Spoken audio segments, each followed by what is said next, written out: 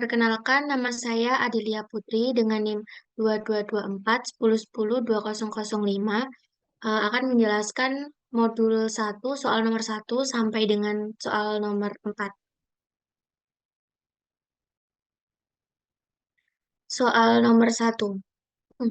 Identifikasi entiti dan atribut.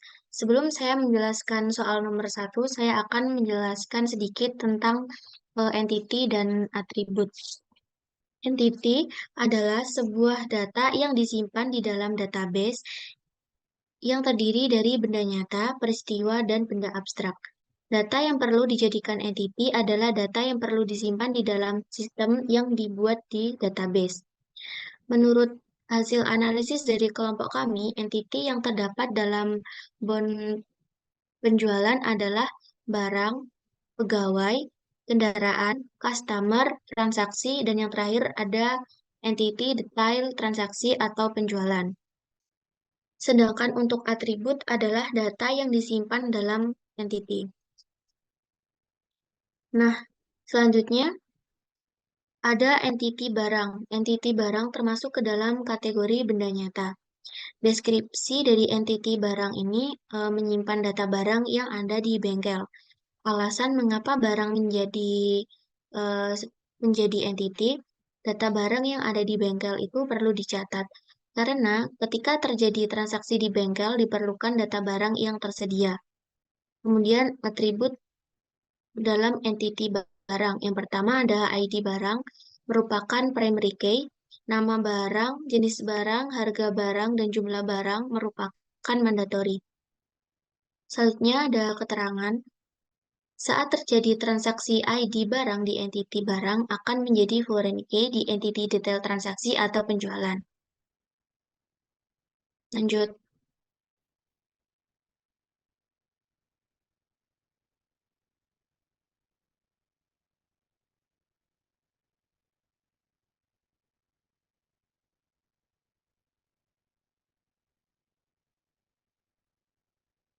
Nah, entity selanjutnya ada entity pegawai. Entity pegawai ini termasuk ke dalam kategori benda nyata. Deskripsi dari entity pegawai menyimpan identitas atau data diri dari pegawai yang melayani customer di bengkel. Alasan mengapa pegawai ini dijadikan sebagai entity, data pegawai perlu dicatat. Ketika terjadi sebuah transaksi barang di bengkel, diperlukan data pegawai yang bertanggung jawab atas kendaraan yang ditanganinya. Adapun atribut dari entiti pegawai yang pertama ada ID pegawai itu sendiri yang merupakan primary key, nama mandat nama merupakan mandatory, nomor telepon merupakan secondary, alamat dan jabatan merupakan mandatory. Dan yang selanjutnya keterangan dari entiti pegawai. Ketika terjadi transaksi diperlukan ID pegawai karena pegawai yang menangani kegiatan transaksi atau penjualan. Lanjut. Selanjutnya ada entiti kendaraan. Entiti kendaraan ini masuk ke dalam kategori benda nyata. Deskripsi dari entiti kendaraan menyimpan data yang berisi identitas kendaraan yang diperbaiki atau diservis di bengkel. Alasan mengapa kendaraan dijadikan sebagai entiti? Karena sebuah kendaraan yang diperbaiki atau diservis memiliki identitas yang perlu dicatat agar menjadi pembeda antara satu dengan yang lainnya. Karena satu merek kendaraan memiliki jumlah yang banyak sehingga perlu identitas lengkap kendaraan sebagai pengenal. Adapun atribut dari entiti kendaraan yang pertama ada ID kendaraan itu sendiri yang menjadi primary key, nomor polisi, merek, warna, dan tahun merupakan mandatory. Selanjutnya ada keterangan merek, warna, dan tahun merupakan atribut redundan. Redundan yang terjadi pada ketiga atribut itu bisa dijadikan entiti baru. Lanjut.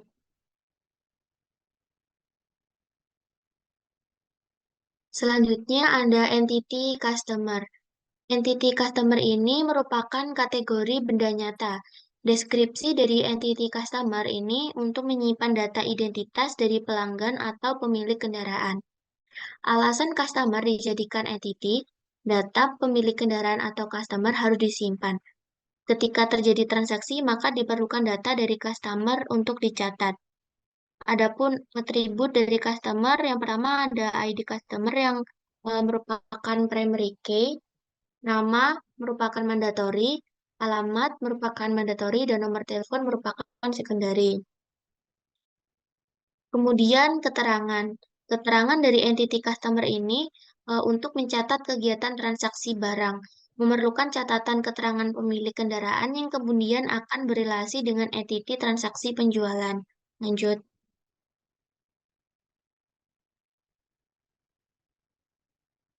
Nah, selanjutnya ada entity transaksi. Entity transaksi ini merupakan kategori peristiwa. Deskripsi dari entity transaksi adalah menyimpan data berupa peristiwa atau transaksi. Alasan mengapa transaksi ini dijadikan sebagai entity, karena kegiatan transaksi di bengkel itu perlu dicatat sebagai bukti transaksi. Adapun atribut dari entity transaksi, yang pertama ada ID transaksi sebagai primary key, ID customer itu sebagai secondary, ID pegawai juga secondary, dan tanggal itu merupakan mandatory.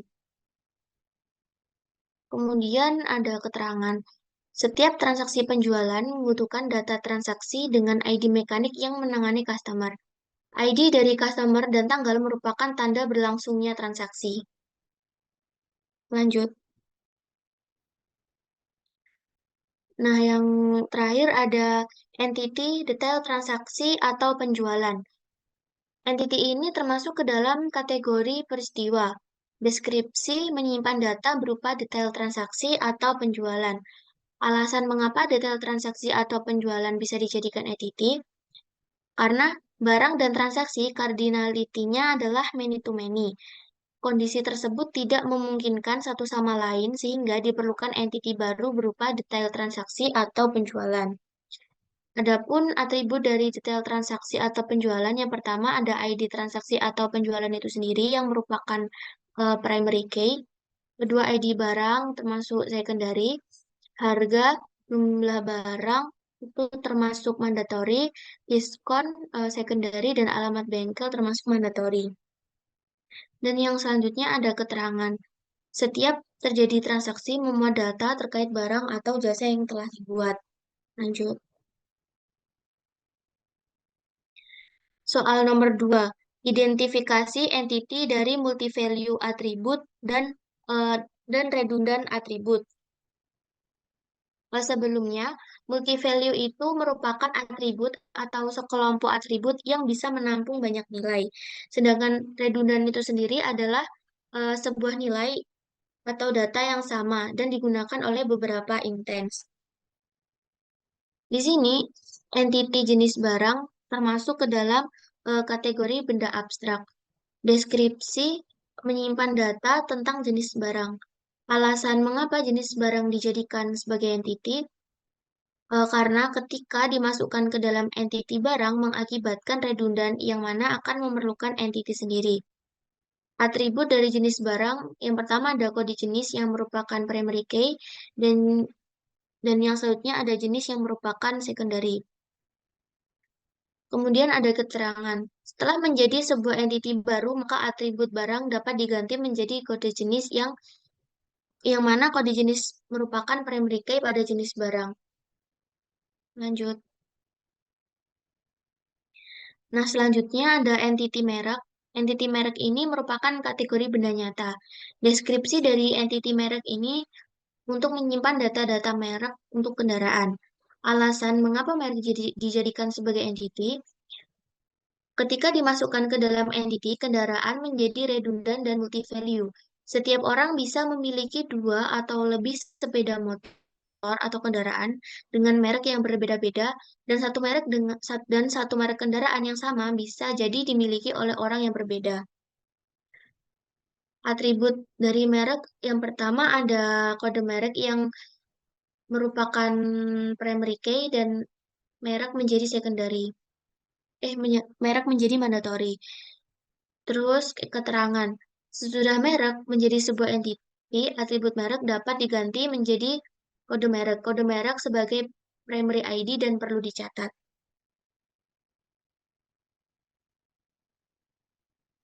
Nah, selanjutnya soal nomor 3. Catat atribut yang tidak bisa dimasukkan ke entity yang ada. Jadi, ada atribut yang relevan dan harus disimpan, namun tidak bisa masuk di entity yang telah ada. Contohnya, atribut alamat bengkel yang termasuk ke dalam entity detail transaksi. Alasan, karena bengkel tidak memiliki cabang. Lanjut. Dan yang selanjutnya ada atribut jumlah barang yang termasuk ke dalam entity transaksi. Alasan tidak dijadikan atribut karena menyebabkan multi value atribut pada transaksi. Karena di satu transaksi bisa beli banyak barang untuk kebutuhan servis.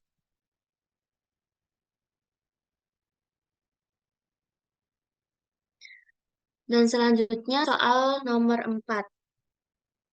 Penentuan primary UID dan secondary UID pada setiap entity. Jadi, UID itu adalah sebuah kode yang memiliki ciri khas. Pada entity harus memiliki sebuah primary UID. Secondary UID itu tidak wajib pada entity. Yang wajib itu adalah primary UID. Kemudian artificial. Artificial itu datanya kita masukkan sendiri, nanti akan otomatis tertulis di database. Kemudian jika natural itu kode atau variabelnya sudah ada sebelumnya. Terus kemudian entity barang, daftar UID-nya ID barang, artificial atau natural, dia artificial, kemudian primary atau secondary, dia primary. Kemudian untuk entity pegawai, daftar UID, ID pegawai, artificial atau natural, dia artificial, primary atau secondary, dia primary. Untuk nomor telepon, artificial atau natural, dia natural, primary atau secondary, dia secondary. Jabatan dia natural, primary atau secondary, primary.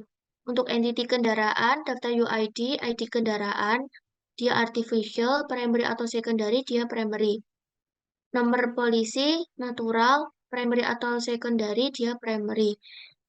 Untuk entity customer, daftar UID, ID customer, artificial atau natural, artificial, primary atau secondary, dia primary.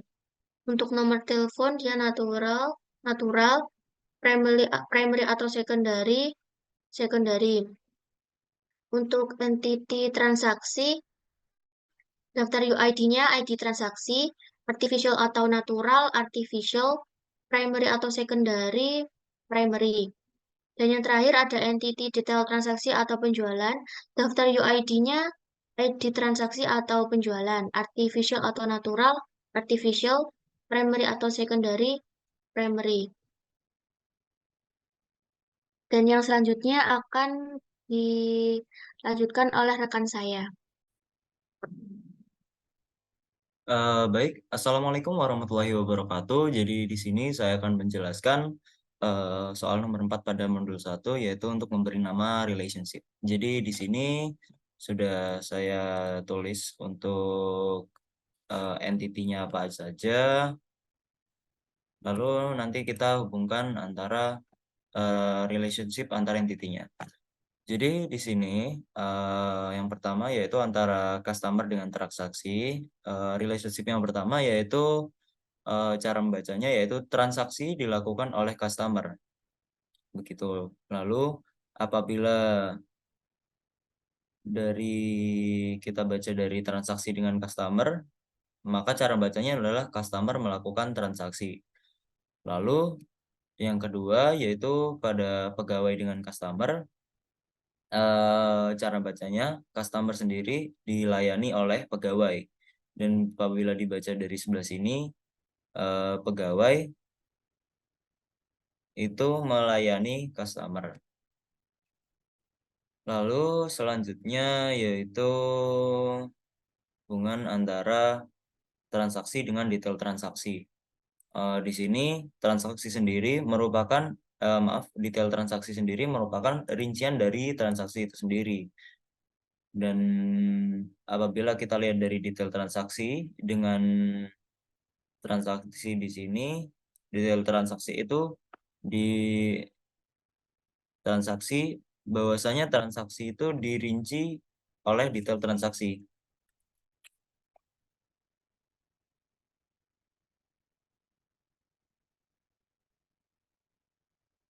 Oke, lalu selanjutnya yaitu antara kendaraan dengan customer. Jadi eh, pada kendaraan dengan customer, kendaraan sendiri dimiliki oleh customer, sedangkan customer dengan kendaraan, customer memiliki kendaraan. Lalu ada yang terakhir yang tertinggal tadi yaitu dengan detail transaksi dengan list barang. Detail transaksi sendiri itu berasal dari list barang. Jadi apa yang ada isinya yang ada di dalam detail transaksi seperti barang-barang yang terjual itu berasal dari list barang. Baik, selesai pada modul 1, kita beralih pada modul 2. Oke, jadi pada modul 2 yang soal nomor 1 yaitu memberi nama relationship. Jadi relationship itu memiliki nama. Tunjukkan seperti kolom di bawah ini. Jadi kurang lebih sama seperti soal nomor 4 modul 1 tadi, yaitu cara bacanya dari kolom kiri dari baris ke kolom. Jadi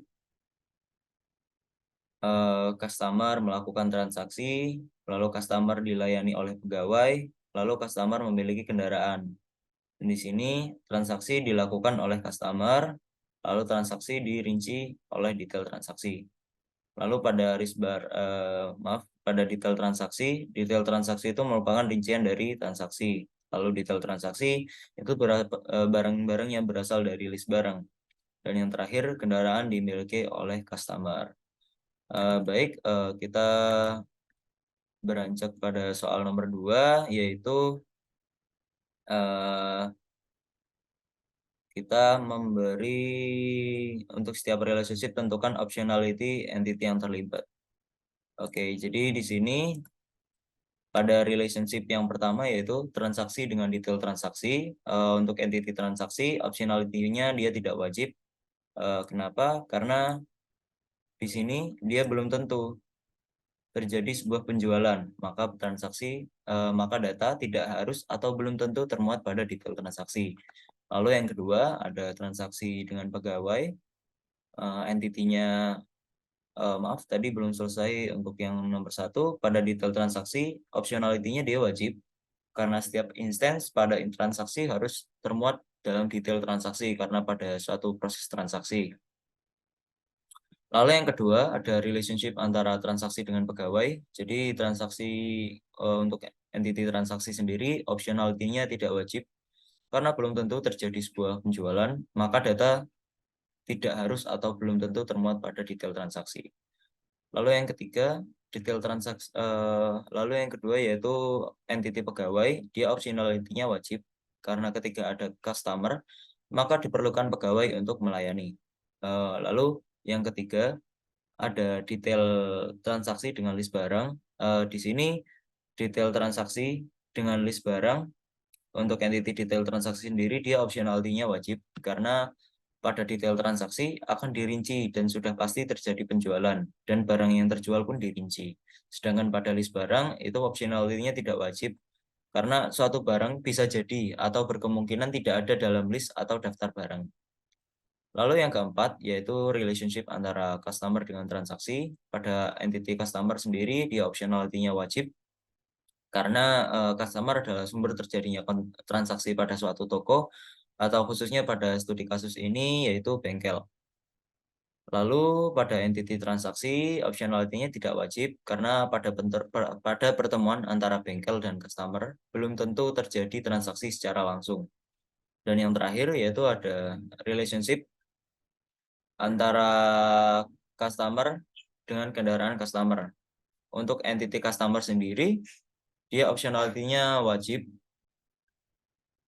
karena customer itu adalah sumber terjadinya transaksi pada suatu toko atau suatu studi kasus ini yaitu bengkel.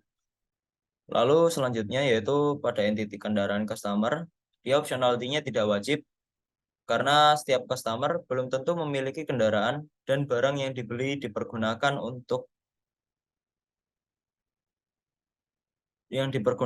belum tentu untuk kendaraannya. Lalu kita beralih ke soal nomor 3, yaitu untuk setiap relationship tentukan cardinality setiap entity yang terlibat. Jadi untuk relationship yang pertama antara transaksi dengan detail transaksi, cardinality-nya itu one to many. Dan untuk one-nya itu ada di sisi transaksi, lalu many-nya ada di sisi details. Lalu untuk alasannya sendiri, karena tiap-tiap detail transaksi itu terdapat rincian dari transaksi. Pada detail transaksi juga terdapat banyak instance. Lalu yang kedua ada relationship antara transaksi dengan pegawai. Cardinality-nya yaitu one to many.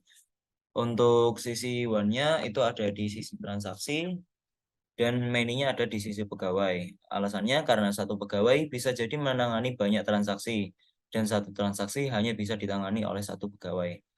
Lalu yang ketiga ada detail transaksi dengan list barang. Cardinality-nya sendiri yaitu many to many karena alasannya yaitu satu barang bisa jadi terdapat pada banyak detail transaksi dan detail transaksi juga dapat memuat banyak barang. Lalu yang keempat, relationship antara customer dengan transaksi. Untuk cardinality-nya sendiri itu one to many. Di sini one-nya ada di sisi customer dan many-nya ada di sisi transaksi. Kenapa? Alasannya yaitu karena satu customer sendiri bisa melakukan lebih dari satu kali transaksi. Sedangkan satu transaksi hanya bisa terjadi pada satu customer. Dan yang terakhir, yaitu ada relationship antara customer dengan kendaraan customer.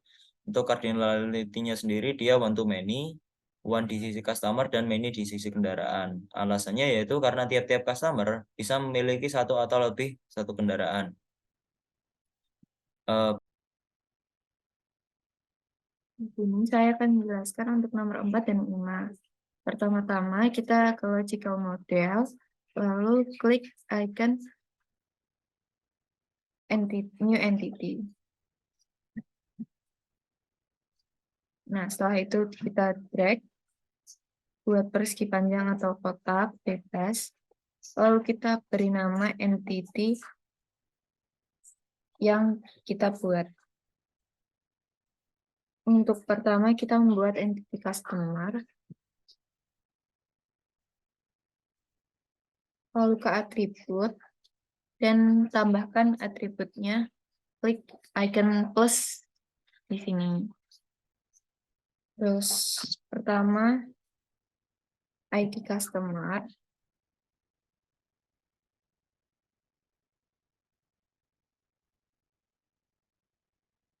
Karena logical itu untuk agar kita dapat merubah tipe file, jadi kita klik dan dia sebagai primary UID atau primary key. Lalu kita tambahkan lagi untuk nama, logical dan mandatory juga. Lalu ada alamat, dia juga logical dan mandatory. Mandatory itu karena itu tidak boleh kosong atau harus diisi.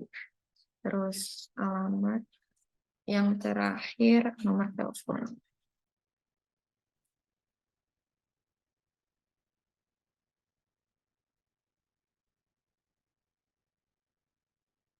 Kalau sudah sesuai, kita klik apply.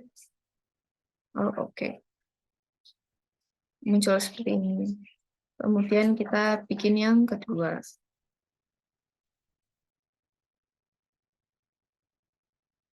Untuk entity kedua yaitu kendaraan.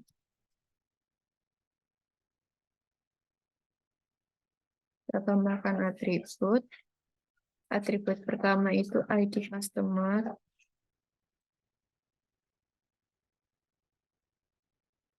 Karena dia sebagai primary UID. Kita klik primary UID. Lalu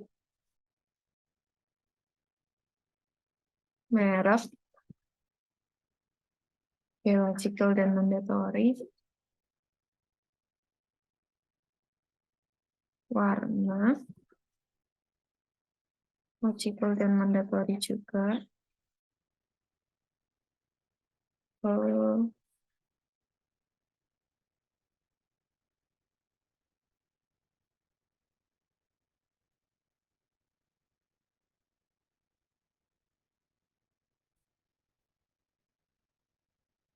tahun, maaf, tahun, ya logical dan mandatory juga. Yang kelima nomor polisi, ya logical dan mandatory juga. Kalau udah kita klik apply, lalu oke. Terus kita buat yang ketiga, yaitu transaksi.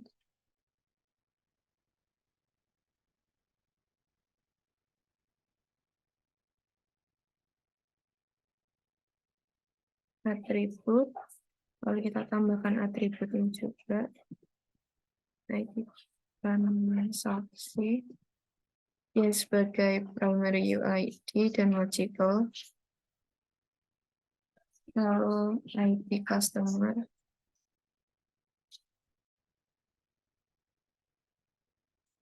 Ya, sebagai logical dan mandatory juga. Lalu ID pegawai.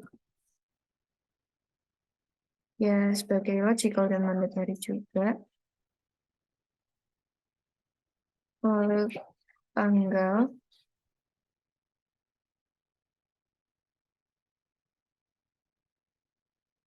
Dan terakhir alamat toko.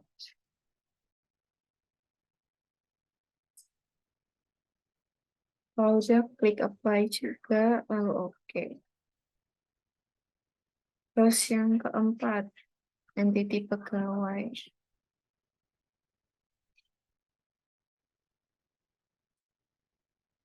Ada ID pegawai sebagai logical dan primary UID. Lalu ada nama, logical dan mandatory.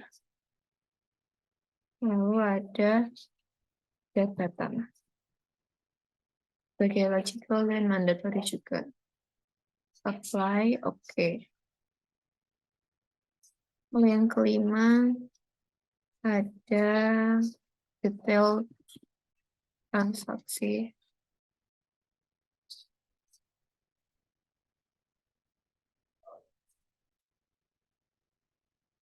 Pertama ada ID transaksi sebagai logical dan primary UID. Lalu ada ID barang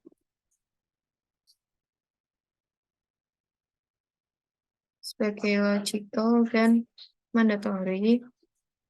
Lalu ada harga sebagai logical dan mandatory juga. Lalu jumlah barang sebagai logical dan mandatory juga. Lalu ada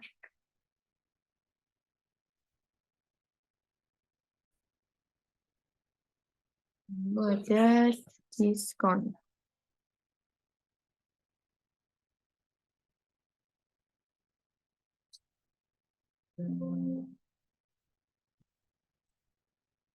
Sebagai logical dan mandatory juga. Klik apply, lalu oke. Yang terakhir ada list barang.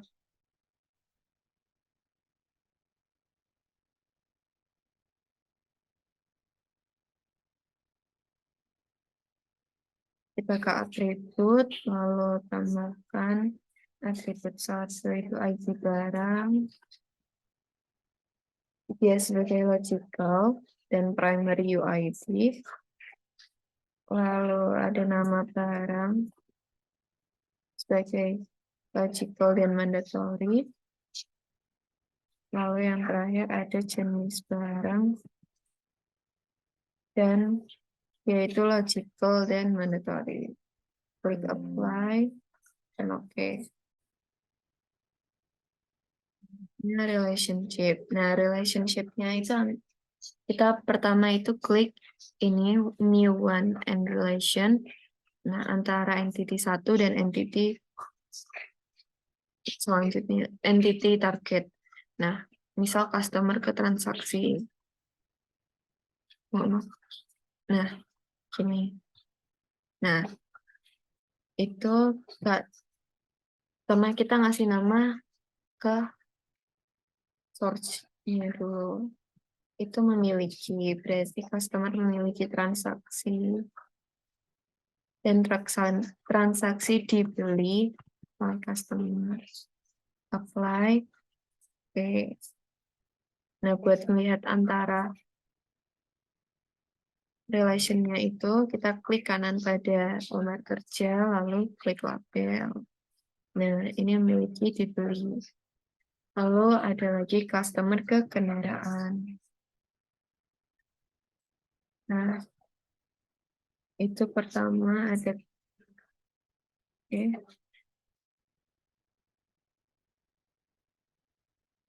Mohon maaf. Nah, customer ke kendaraan. Customer memiliki kendaraan, lalu kendaraan dimiliki oleh customer. Kita apply, lalu oke.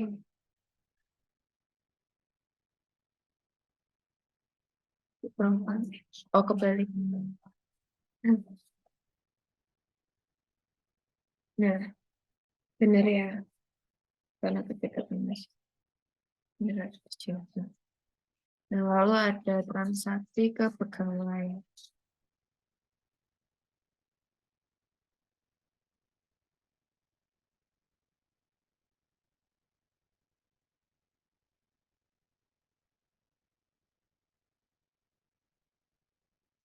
Ada ditangani, transaksi ditangani oleh pegawai.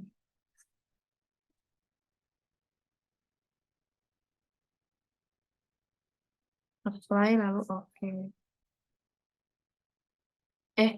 Maaf.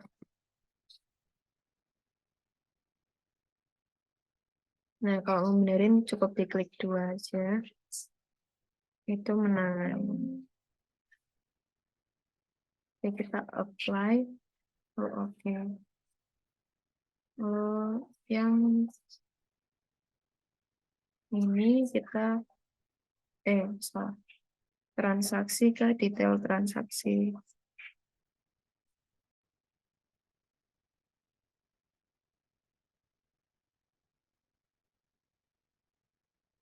Itu ada rincian. Dari rincian. Kita klik apply lalu oke. Muncul.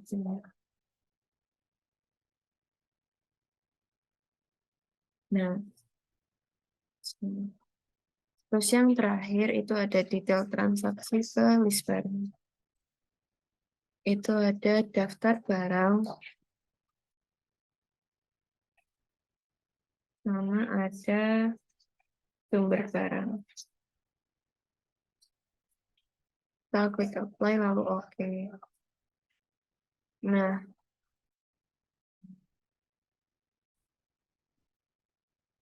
selesai sudah semua. Yang nomor 4, lalu kita konversikan ke physical model pakai engineer to relational model. Itu di sini. Yang kayak, apa ini namanya? Ya ini, pencet ini. Terus kita ke, nggak kelihatan. Nggak.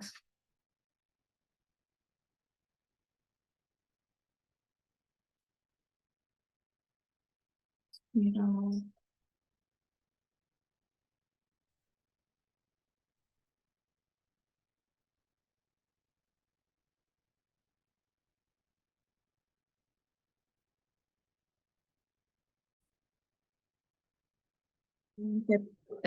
icon engineer to relational model, kita pencet engineer di bawah sini. Nah, langsung muncul. Baik, lalu yang nomor 5 yaitu untuk yang nomor 5 kita membaca relationship menggunakan RDIS. Oke. Jadi di sini pada relationship antara transaksi dengan detail transaksi, pada entity transaksi, pada transaksi tidak bisa memuat rincian barang yang terjual. Lalu yang kedua,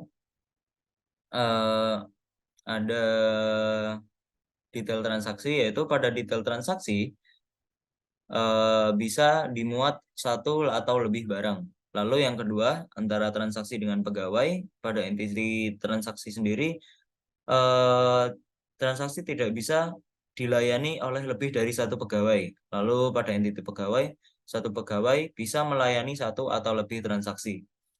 Lalu yang ketiga, yaitu ada detail transaksi dengan list barang. Pada detail transaksi bisa memuat satu atau lebih barang. Lalu pada list barang, satu barang dapat dimuat dalam banyak transaksi. Lalu yang keempat, customer dengan transaksi.